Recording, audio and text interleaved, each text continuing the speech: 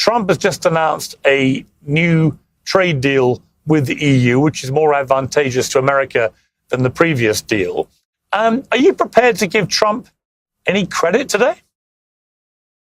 I will give him credit for humiliating the Europeans effectively. But in terms of delivering for the American people, I mean, remember what we were sold originally? 90 deals in 90 days? How did that work out? And now we're going to have tariffs put on especially key pharmaceuticals coming out of Europe, not to mention European cars. So what you're likely to see is prices go up for your average working class American. So no, for the American people, I think that this is not even close to a win. Krystal Ball of Breaking Points joined Piers Morgan and Clay Travis to talk about Trump's performance so far in his second term. And I'll spoil it for you.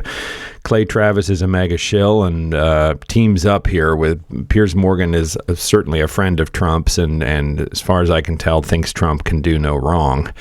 The two men sort of team up against Krystal Ball, who I think absolutely wipes the floor with them. So I'm going to show you a couple of clips from this. We can enjoy this together. I'll have my commentary as I do, and then I want to know what you think in the comments. But let's get into it. I'm reducing the number of people coming in illegally on the southern border from 10 million in 4 years to, I think it was 6,000 last month. You give him credit for that? He certainly has cracked down on the border, no doubt about it. But, you know, the cruelty of this immigration system, we're learning more and more about the men who were sent to CCOT with no due process, who were raped and tortured and abused. We're learning more about the conditions in Alligator Alcatraz. I mean, it's a horror show, which is exactly why the American people are revolting against all of his immigration policies across the board, even though that had previously been a strength for him. All right, Clay Travis, one of the problems, it seems to me, for the Democrats is their unwillingness to give Trump credit when he gets things right.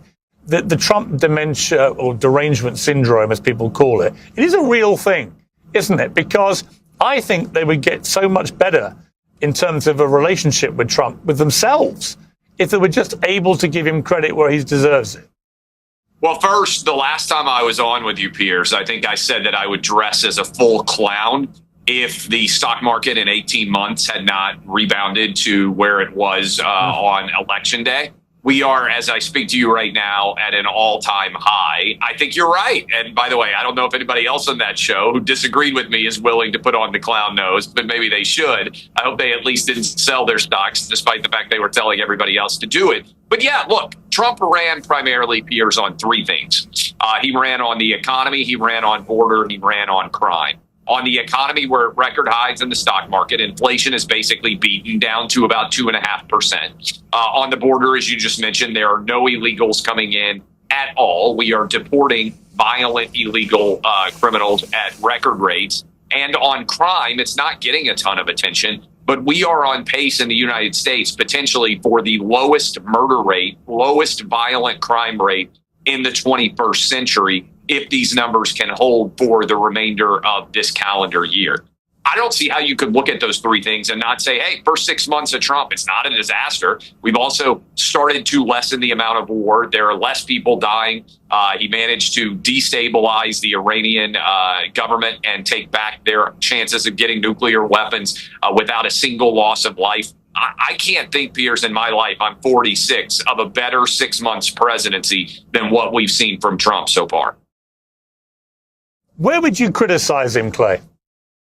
If I were going to criticize him, it would probably be that I think on the Epstein case, I think that they totally overpromised and underdelivered.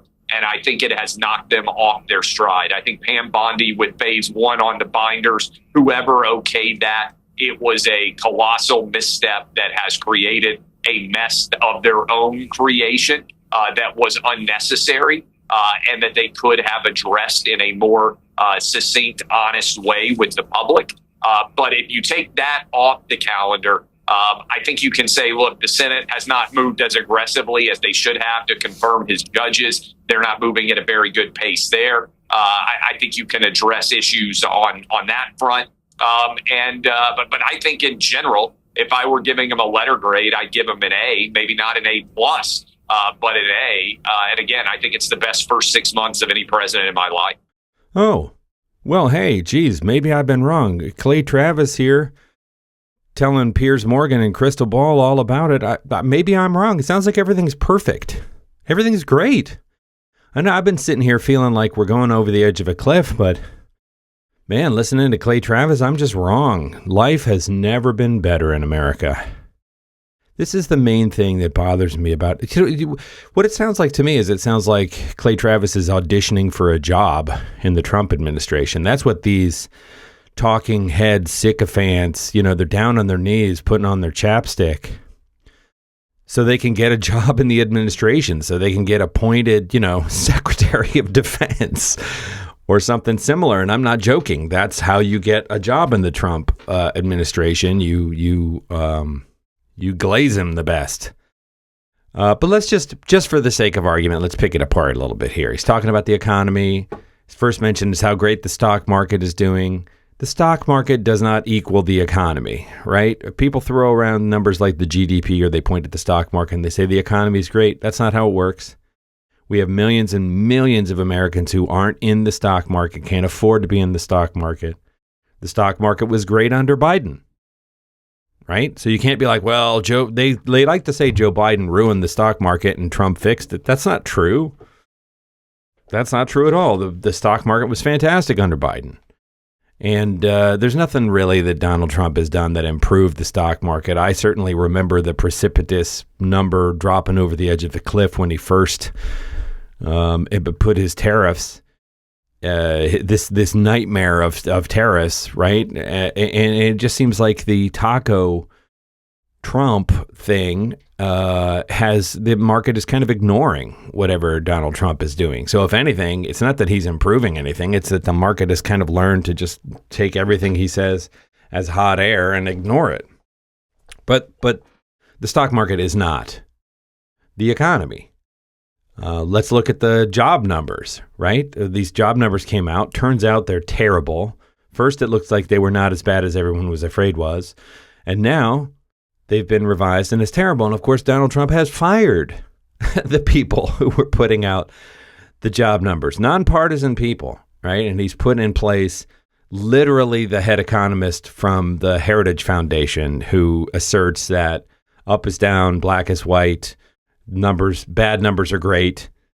So it's just another step in the sycophantic yes man appointments.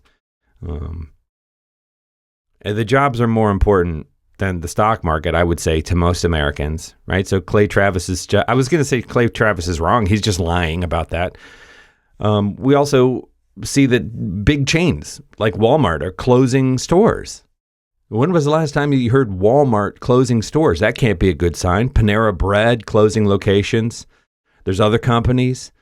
Grocery prices are up, right? How's the price of eggs? That was a big running thing of this campaign. We feel like we're going to the grocery stores getting less expensive. I don't. I'm shocked at the prices. I bought a pound of coffee the other day, and it was crazy. It wasn't $20, but it was close. And I thought, what is happening? So, I mean, if you're grocery shopping, which I think most Americans do, you're still shocked at the prices. That hasn't come down. Another promise broken.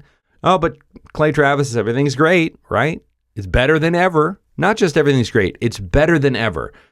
When you're auditioning for a job in the Trump administration, you have to do what he does, which is you have to take something terrible and you have to paint it as the best thing that's ever happened. Not just better than you thought, but literally the best thing that's ever happened. The best it's ever been. And that's all Clay Travis is doing here.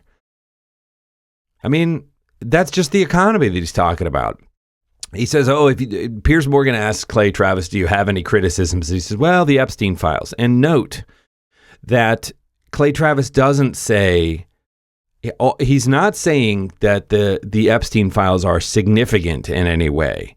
He's basically saying that the Epstein files are a nothing burger as they are currently professing, but it's kind of their bad for having made a big deal out of them in the first place. It's like, they said there was going to be a big deal before they read them. It turns out it's nothing. So they didn't handle that very well, which is different than saying, let's release all the files and see for ourselves that Donald Trump is all over them, as of course he is, right? So you just conveniently, well, no one was a pedophile and nobody got hurt and the whole thing was a big nothing burger. And they made a mistake in sort of insinuating that maybe it was something, right? That's very different.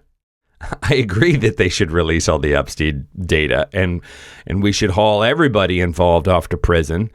But that's not what Clay Travis is saying here. Anyway, let's get back into this. Well, Krystal, what grade would you give Donald Trump?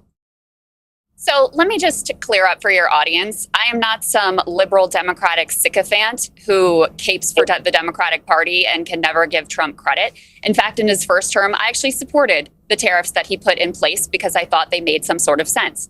This term, there is virtually nothing, maybe changing like the pressure on the shower heads, that executive order, that I can get behind. And I'll tell you why, Piers. First of all, his major, quote unquote, accomplishment at this point is the big, beautiful bill, which will strip healthcare away from millions of people in order to fund a tax cut for the people who need it the least. Second of all, the level of fascistic cruelty with regard to the immigrant population here is more horrifying than I ever could have even anticipated. Deploying the military in American streets, rounding up people at Home Depot, sending them off with no due process to a slave labor camp. Are you kidding me? The idea that this is a peace president. Hey, I thought he was going to solve the Ukraine-Russia crisis in a day before he even got into office. That's still ongoing. No changes there. We have backed and funded an absolute campaign of starvation and horror in Gaza, and we started a new war with Iran. So on every single level, this presidency has been a chaotic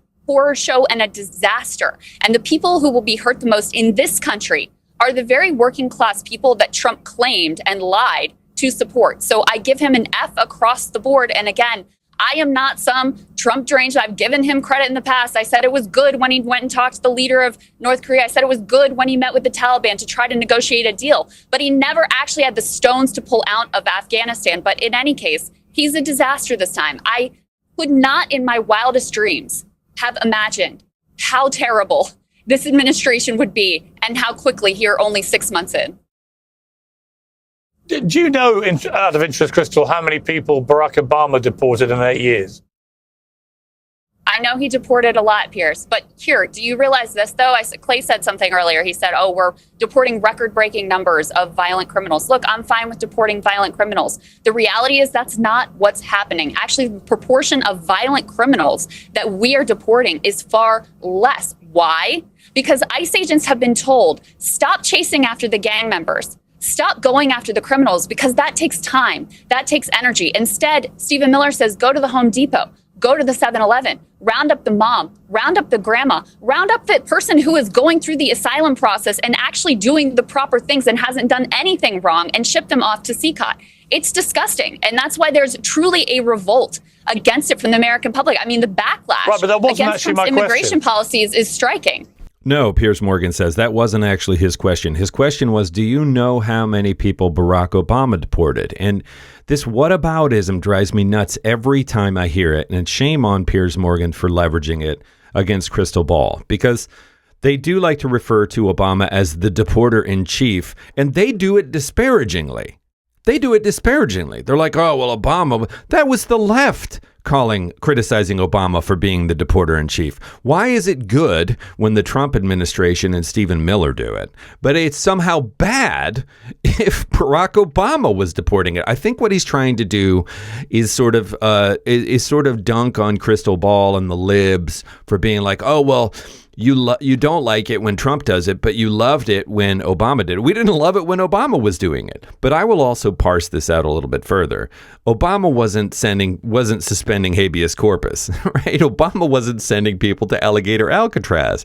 And I think Krystal made this point, that it's the cruelty. It is the cruelty of this that is so objectionable. It's the cruelty of this that feels fascist, that feels like the Third Reich. That's what we dislike. And at some point, American generosity was being taken advantage of, and actual American citizens don't have the resources that they need. So sometimes daddy has to take control, and you have to sometimes be mean. And I think that's the way that the Trump immigration policy has to go, because the phone calls have to shift from, hey, you can stay in a 4-star Manhattan hotel and get taken care of on American taxpayer dime, to, hey, they're looking for people who are here illegally, don't come. and maybe even consider going back. And historically, the way that immigration worked in this country when illegals came in was they came in seasonally and then they walked back, basically traveled back to Mexico and still had lives there. What's happened is people have stopped going back to their countries of origin at all. And we can't be. I would ask to Krystal or anybody else, okay, you think it's being too mean. What's the number of illegal immigrants in this country that would be too many for you? For Krystal, for anybody else out there? For me, 20 million is too many. For a lot of Democrats, I think 100 million wouldn't be enough. So where do you draw the line? If you're breaking the law, sooner or later, there have to be consequences. So can I just well, that is a good question. And Krystal, about that? Yeah, Krystal, answer that. I want to address a couple of things about that. So first of all, I'm probably more permissive of immigration than your average Democratic Party member. I know there's this idea that Democrats are open borders. That's obviously preposterous. But I believe, and I think this is borne out by the data, that immigrants overall are good for the country. Now, that doesn't mean that there isn't a limit to the number of people that you can reasonably absorb. Exactly what that number is, you'd have to get an expert to study and to be able to say. But there's something honest about what Clay is saying here, which is basically like the cruelty is the point. We need to make an example of people. It needs to be a horror show. That's exactly why you have these grotesque ASMR videos of deportations, all this like fascist theater of marching everybody through the park, the intentional cruelty at Alligator Alcatraz, the shipping of people to CCOT, where, again, we now know that there are reports of rape and torture and abuse. Yeah, that is all an intentional part of the policy. So I appreciate the honesty about that. The dishonest part is there's always this rhetoric about, oh, well, we've got to take care of our people first. Oh, we've got to make sure that American citizens are taken care of. Bullshit. This president just took healthcare away from 17 million people. He's cutting food assistance to millions of people. And you expect me to believe he cares about your average American citizen? This trade deal that you guys are so hot on is going to jack up the prices on pharmaceuticals, on medicine for your average American people. So, where is the care and concern for the American citizen here? It's all just about scapegoating an immigrant population and saying they're the reason. They're the reason for your pain and your problems, when in reality, it's the very oligarchic class that Trump himself represents and serves and protects with all of its actions, including the protection of the Epstein files, by the way. Nobody on the left is like, no, we want dangerous, violent criminals in this country. Let them flood across the border. Let's have a wide open border and we'll get all the more dangerous raping criminals, the better. Come on. If you need more proof of the disingenuity of these arguments, you need look no further than the border. But I will say that Clay Travis is a perfect example of voices on the right from MAGA that you're hearing this sort of, oh, let's help our America first, right? Let's help our own people first. But they cut Medicare, they cut Medicaid. If there's a war on school funding, anything that helps regular Americans. Unless you're a millionaire or 100 millionaire or a billionaire. MAGA doesn't care. MAGA doesn't care. They say they care, but if they don't care, look at the policy. And then on foreign policy, of course, Krystal points this out. Trump is sold as this anti-war president. Come on. She said it. We bombed Iran. We bombed Iran. We're not at war with Iran, thank Christ. But, the 100 million illegals nonsense from Clay Travis, it's disingenuous at best. It's a flat out lie at worst. It's propaganda. No serious person believes the Democrats wants open borders. That's not, no Democrat has said we have open borders. It's just the cruelty, right? We shouldn't torture people. We don't want our names on that. We don't want our neighbors getting scooped up at Home Depot. If not fascism, why fascism shaped? Right? I saw somebody else I love that as a bumper sticker. If it's not fascism, why does it look, walk, smell, talk, right? Why is it basically masquerading as fascism if it's not? So Americans don't want that. Americans do want prosperity. And I hope that a lot of the MAGA base are starting to wake up to the fact that we've been sold these promises that they are not being delivered on. Sadly, what it looks like is there's 35 million Trump voters that will continue to support him no matter what he does. And That is why people are calling it a cult. Because when you can't find anything to object to, and Clay Travis understands you have to be able to point to something negative to sound like a reasonable human being and not a cultist. And the best he can come up with in the clips that I've showed you here is that, well, I think they kind of mishandled the Epstein nothing burger. They shouldn't have made it sound like it was something when it's really nothing. That's as close as he can get. Because again, I think Clay Travis is auditioning for a job in the Trump administration. It's an oligarchy. You know, you're either on the inside where you get to rip and run with everybody else, you get to launch your own shit coin and make as much money as you possibly can while the oligarchs privatize everything and jack prices up and reduce the quality of service, and everybody else just gets left holding the bill. It's pretty depressing. I've seen other videos that are like, you know, once you find yourself in an oligarchy, there's two options. And the only one that produces any change is revolution. Well, none of us want that because that's dangerous and it's exhausting and it's hard work and it's scary.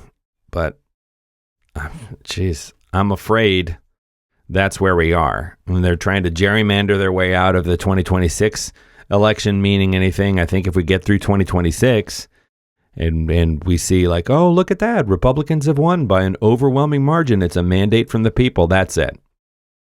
That'll be it. There we go. And we can't deny anymore. We are where we are. Ugh. Every time I do one of these, I depress myself. Let me know what you think in the comments. I mean, am I wrong about Clay Travis? Am I wrong about Piers Morgan? Piers Morgan likes to present himself as this, oh, I'm a journalistic even voice. I like to put on two different viewpoints and let them debate. Trump's a personal friend of mine. I don't think he gets enough credit from the Democrats. I don't love that he's supporting Israel, but pretty much everything else A+. I mean, if you're not, you know, Clay Travis called Trump, sometimes daddy's gotta do, you know, he's got to take off the belt a little bit. And you're like, daddy? This shambling orange, like, how do we not see it? How do people look at him, whether it's the Christian right or whatever, how do they not see the mess, the dumpster fire that this man is? The convicted, grifting, on and raping, on and on and on and on. How do they not see it? It's a cult. It's a cult. But you know what? If I'm wrong, let me know in the comments. Please educate me. Educate me in the comments.